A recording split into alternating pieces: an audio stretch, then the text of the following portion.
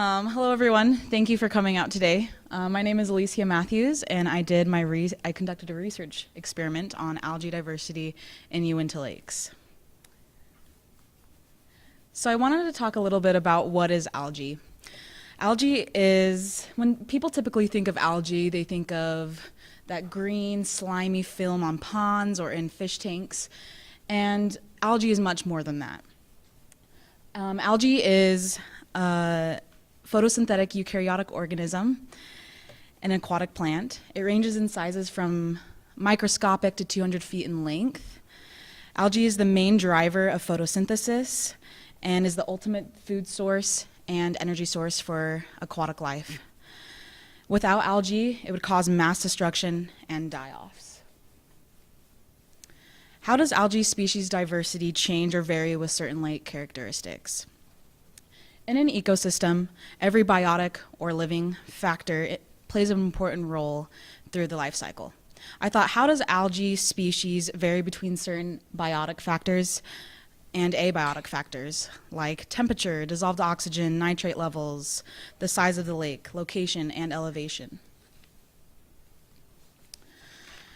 So my methods. I went to 5 different lakes: Crystal Lake, Lily Lake, Lost Lake, Mirror Lake, and Teapot Lake up in the Uinta Mountains. I sampled 5 samples 5 different times from each lake. I sampled towards the edge of each lake. I sampled the same number of times under a microscope and equal testing for each sample. I measured the temperature with a thermometer, dissolved oxygen with a dissolved oxygen meter, nitrate levels with a number 3 nitrate level test kit, elevation with a GPS, approximate lake size with the Uinta Lakes website. They have everything on there. I didn't have the tools to measure, a huge lake. I recorded the number of algae and inputted it in Excel, and then I used the microscopes here at the school with the Canon cameras. They're fairly new and they're amazing, to take photos of the specimens I found. So my hypothesis was algae diversity should increase with larger lake size, high oxygen levels, high nitrate levels, and temperature ranging from 50 to 60 degrees. I predict that the larger the lake size, the more diverse the algae will be, because the larger the lake, the more algae can grow, resulting in a more diverse population. The temperature would have a medium range, where if it's too hot, the algae will die, and if it's too cold, the algae will die. The higher the dissolved oxygen, the more diverse the algae will be, because dissolved oxygen is necessary for good water quality. Lower dissolved oxygen levels can be traumatic for aquatic life. The higher the nitrate levels, the more diverse the algae will be, because the nitrate is a good source of energy for the algae. So I graphed my predictions. So the first graph, as you can see, is algae diversity. The larger the lake, the more diverse the algae will be. Second graph is dissolved oxygen. So the higher the dissolved oxygen increases, algae also increases. And the last graph is temperature. So like I said before, if the water is too cold, the algae will die, and if it's too hot, the algae will die, and there's a medium range where the algae. So my results. So I graphed a lot. So the first graph is illustrating individuals observed versus the lake. So I made this graph to illustrate the different lakes observed with the species of algae and cyanobacteria I found. I decided to incorporate cyanobacteria because there was so much of it, and it was kind of cool to look at, and I thought it would be a cool thing to incorporate in my presentation. The more diverse the species of green algae was Clostridium, which is the yellow. If I add them all together, they're the most. And Oscillatoria was the most, as you can see, the gray right here, was the most seen throughout the lakes. Oscillatoria is a cyanobacteria, which are prokaryotes and are also called blue-green algae. So they're not algae, but they're bacteria, but they can be called blue-green algae. Oscillatoria is a genus of filamentous cyanobacterium. Its body is composed of single row of cells, which, yes, So single rows of cells, as you can see, and up here is a good one right here. And it's covered by a very thin melanogous sheath. So this thin part right here. And it reproduces by fragmentation. So they produce new fragments is how they reproduce. Clostridium is the next species I found. So Clostridium is a part of the eukaryotic supergroup, Algae. Clostridium is a genus of unicellular charophyte, which is a green algae. So the two halves, or semicells, so right here, are joined in the middle by an isthmus region. Usually the nucleus is located right here, and there's chloroplasts, paranoids, and polar vacuoles. You can't see, but zoomed in, there's a polar vacuole right here. So these are not diatoms. I realized this after researching, but they are cool to look at. And we're still, I'm asking my professors to kind of help me classify these. But they're beautiful and green, and they are algae. And they have a cytoplasm and chloroplast as well. The next species is Pediastrum. So the eukaryotic supergroup is Archaeplastia. It's green algae. And as you can see right here, whoa, there's empty cells, so they just die. Right here is a daughter colony, so it's a brand new algae, and these are parent colonies.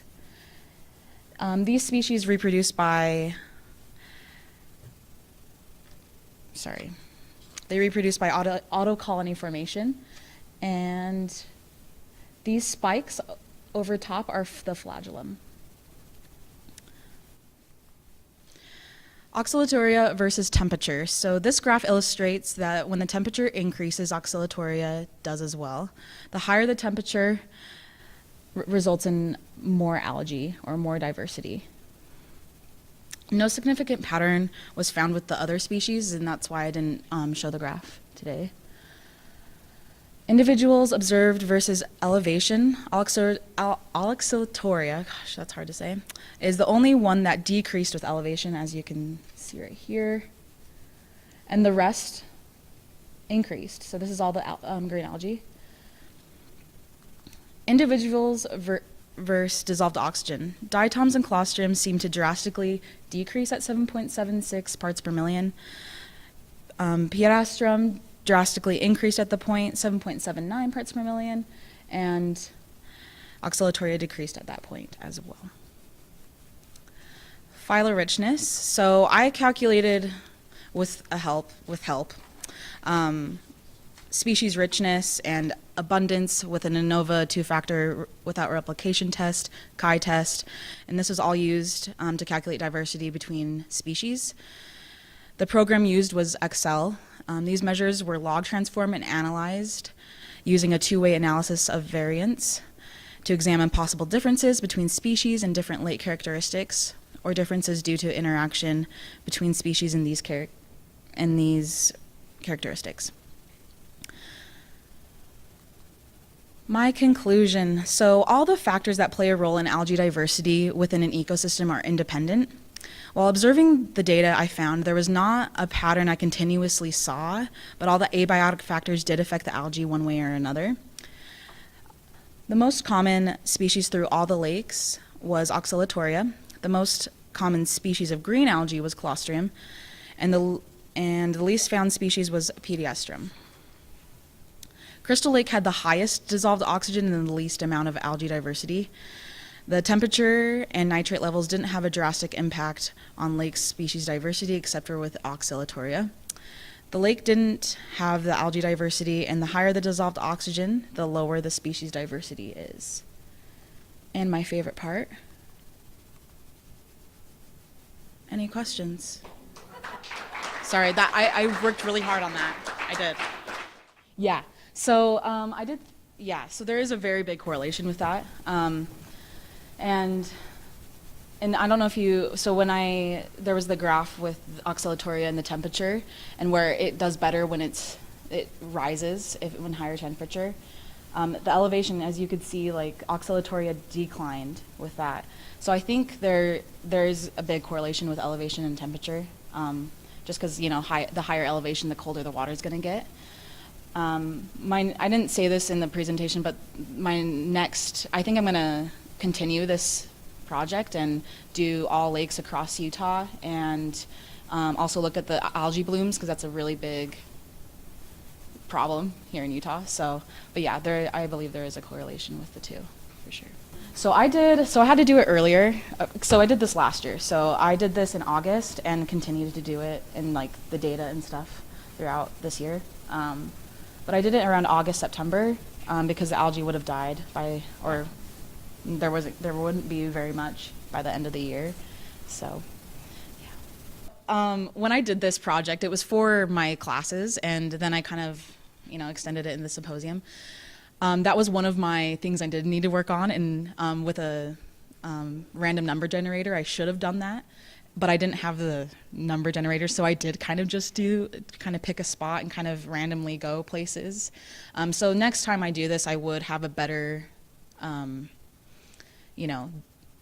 to sample the random number generator and stuff. So yeah, so I kind of consistently went to the same area when each different time.